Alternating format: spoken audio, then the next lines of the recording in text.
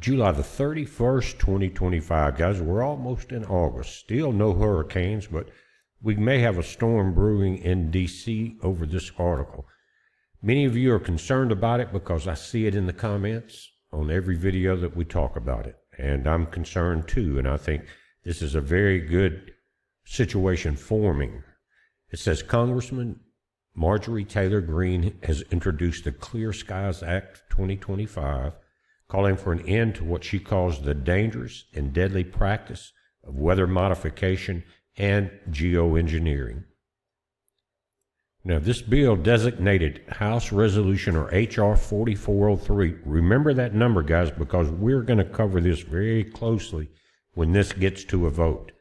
It says this bill, again, 4403, would prohibit weather modification through the use of geoengineering, cloud seeding, like we saw with Rainmaker in Texas, solar radiation management through the release of chemicals in the atmosphere to change the weather, temperature, climate, or to block out sunlight. And they're pushing this block out sunlight very heavily. And I think this goes beyond what we call the deep state here in the U.S. This is an international deep state situation.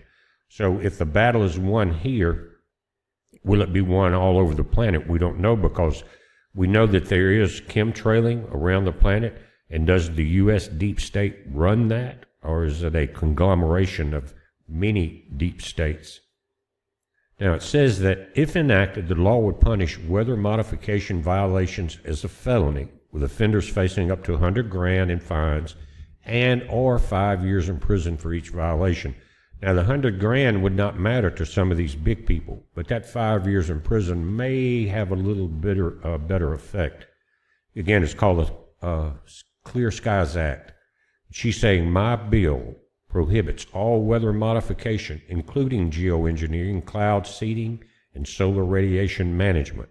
Criminalizes weather modification, again, up to 100 G in 5 years.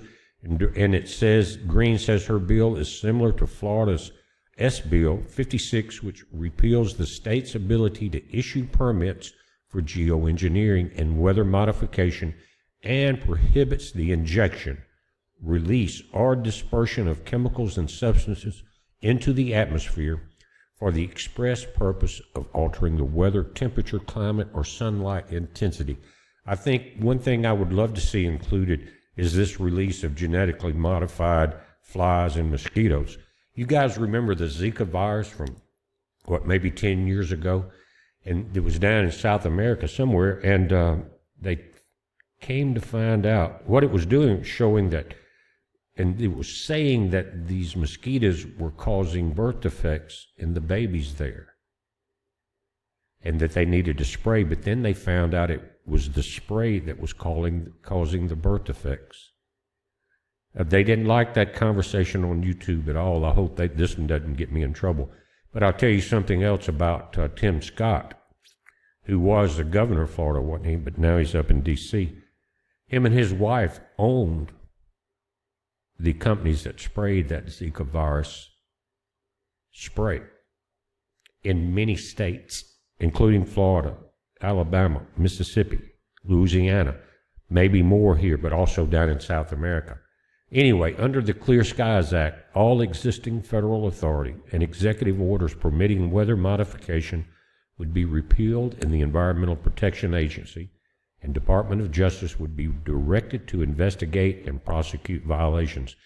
Now, if we think about what this particular paragraph, there's a lot of stuff being dumped into the lap of the DOJ right now, anywhere from the e-files to the Russian collusion files with Hillary and all that. And so, again, they're kind of piling in, but it needs to happen.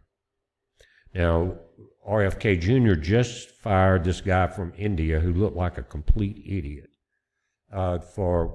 While Kennedy was on vacation, he approved the new COVID virus for infants. He's now out of a job. He snuck it through. But guys, that's typical for that situation and that particular mindset of a certain group. It says HB 4403 would also create a public reporting system that would allow Americans to report on suspicious activity in which the EPA would be required to investigate. That phone call or that phone line will be very busy for the first few months.